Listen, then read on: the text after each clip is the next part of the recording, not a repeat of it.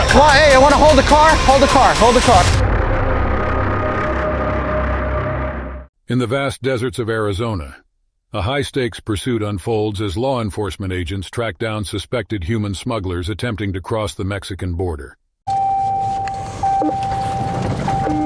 Oh yeah, where are we going, baby?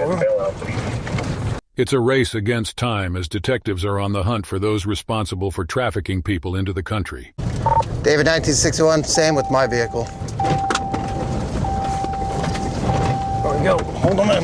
Detective David, 1961, leads the operation, strategizing with his team to apprehend the suspects. They've identified two vehicles running in tandem, and their pursuit is about to get underway.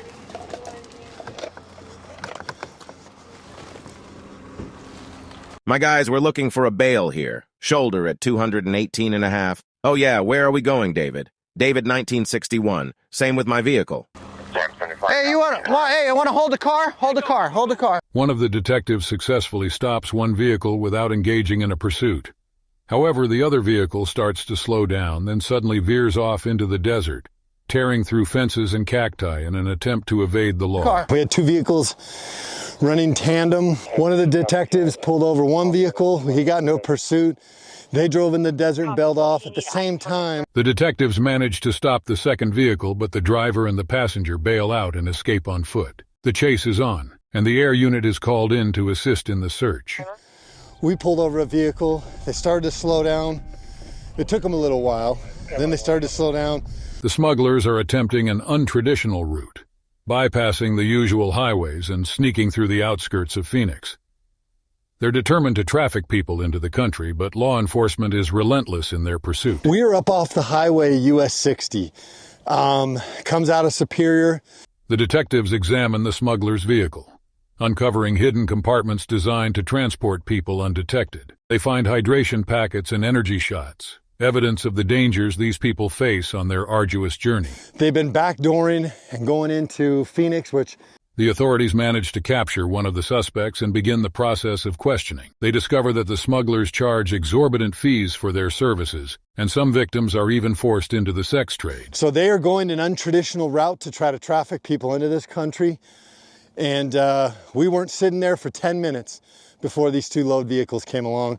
Great work by our detectives. The search and rescue team, led by Sergeant Campbell, is on standby, prepared to provide medical aid if necessary. The detained individuals share their harrowing stories of fleeing from law enforcement. Hydration packets, anything they can to keep their fluids up. Despite their efforts, one of the suspects manages to escape on foot, prompting a request for Border Patrol backup. The situation becomes increasingly unpredictable as detectives know they must act swiftly. They removed the back seat. The reason why they do that is so they can fit more people inside the cab. Detective David, 1961, understands the risks involved in this line of work. These criminals won't hesitate to fight or flee, and law enforcement must remain vigilant and agile. Normal, unfortunately.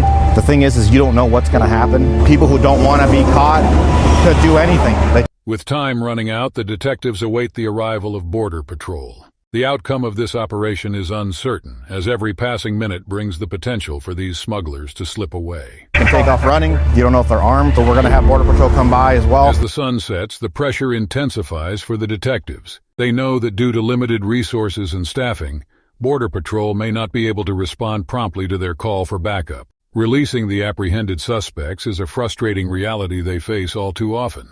It's a challenging situation, especially for those working tirelessly in criminal interdiction. Well, it's 50-50. Border Patrol either is awesome and they come out very quickly. Shockingly, the driver turns out to be just 15 years old.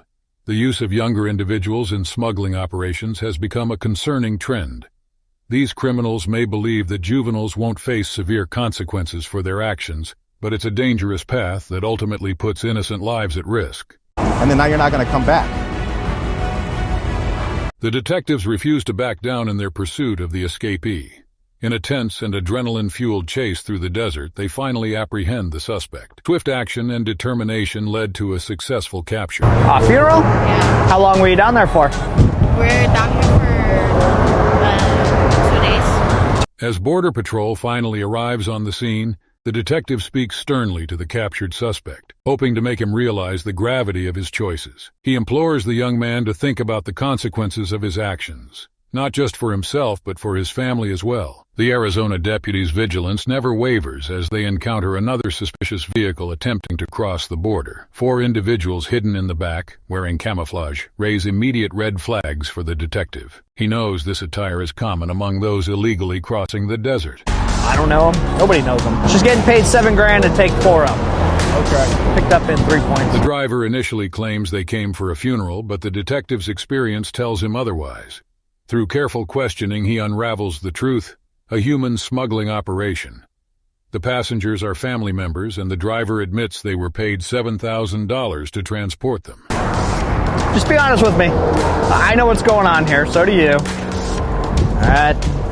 I got Border Patrol en route. They're going to come out and talk with you, talk with your passengers. The detective reminds the driver of the risks involved in transporting strangers, highlighting that these individuals may have dangerous histories or intentions. He stresses the importance of honesty to ensure everyone's safety. What are you down there for? We're down here for 2 days. 2 days? And how do you know her? The detective recognizes that the driver may not fully comprehend the gravity of the situation. He empathizes with the driver, knowing that sometimes individuals are lured into these dangerous activities due to financial pressures. It's a good chunk of change. The going rate right now is about $1,000 a head, so they're getting... The detective requests Border Patrol assistance to handle the situation properly. He knows that the fight against human smuggling is an ongoing battle, with traffickers exploiting vulnerable individuals for profit. So it's Tuesday about 3 o'clock. I did that stop about 2:15. Middle of the day. The detective shares insights into the grim reality of the situation, explaining that human smuggling operations are a daily occurrence on the interstates. Smugglers operate around the clock, exploiting desperate individuals looking for a better life. Drive down south, either Tucson, Nogales, Douglas, pick these people up out of the desert, and drive them to Phoenix. The detective seeks the truth from the driver, knowing that transparency is crucial in combating human trafficking. He strives to understand the motivations behind these criminal activities and the potential consequences they may bring. The detective continues to extract information from the driver, delving deeper into their travel plans. The driver reveals they will be in Phoenix for a short period, intending to return tomorrow after fixing their car. However, the detective is wary of the situation, knowing that the true intentions of those involved may be far more complex. It's non-stop. It doesn't matter time of day of the week. The detective's intuition tells him that the driver might not fully understand the severity of their actions or the potential risks they and their passengers face. He acknowledges that these smuggling operations often involve complex networks and hidden agendas. And then you said friends in the back? Yep. What's your friends' names? That one is Carlos, Maria. The detective's empathy extends to the passengers, who are likely driven by desperation and seeking a better life. He understands that many individuals caught in these smuggling operations may be victims themselves, exploited by the criminal networks. With you. That one, it's coming because I have visit parents in Phoenix. Oh, they have their parents in Phoenix? Okay. So how long are you guys going to be in Phoenix for? I think I'm coming back like tomorrow and like around 2. As the investigation unfolds, the detective delivers a final message to the driver. He urges the driver to reconsider their involvement in human smuggling, emphasizing the potential consequences and dangers that lie ahead. Oh, sweet. So you're putting a tranny in it? Yeah, putting a tranny in. Okay. As the conversation with the driver continues, the detective senses the driver's apprehension and tries to establish rapport. He casually inquires about the driver's car and car parts, attempting to build a connection while remaining vigilant for any further indications of involvement in smuggling activities. Girls have the pajamas in the bag. Little pajamas? Yeah. Okay. These 3 here, don't know them. Well, the tire's clear. Despite the friendly exchange, the detective maintains a watchful eye, searching for any signs of deception or inconsistency in the driver's responses. The stakes are high, and law enforcement officers are trained to read between the lines to uncover the truth. Being good friends, they're really not conversing. Yeah. You don't know these people. Yeah, he's working, I think, in landscape. He works in landscape? Yeah. The detective's genuine interest in the driver's life highlights the complexity of these situations.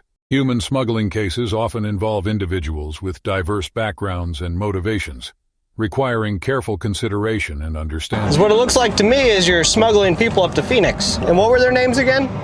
The detective's line of questioning leads to more insights about the driver's situation. The driver explains that their brother will accompany them to Phoenix to help with language barriers. The detective's gentle and non-threatening approach encourages the driver to share their experiences openly. Human smuggling. Somebody's getting paid in that organization to transport these 3 individuals. This is everyday occurrence. The driver's explanation of their brother's assistance reflects the difficult journey many individuals undertake when crossing borders in search of a better life. The detective remains empathetic, recognizing the obstacles they face. Talking to Border Patrol, they were here for 3 days, so they probably went to a stash house, relaxed for a few days, and now they're making their trip further north. The detective continues to scan the vehicle for any signs of smuggling or hidden bags. His attention to detail is crucial in uncovering potential evidence that could further shed light on the situation. In the shadows of the desert, the pursuit of justice continues. Arizona's deputies and Border Patrol officers stand resolute, committed to protecting lives and upholding the law with unwavering dedication.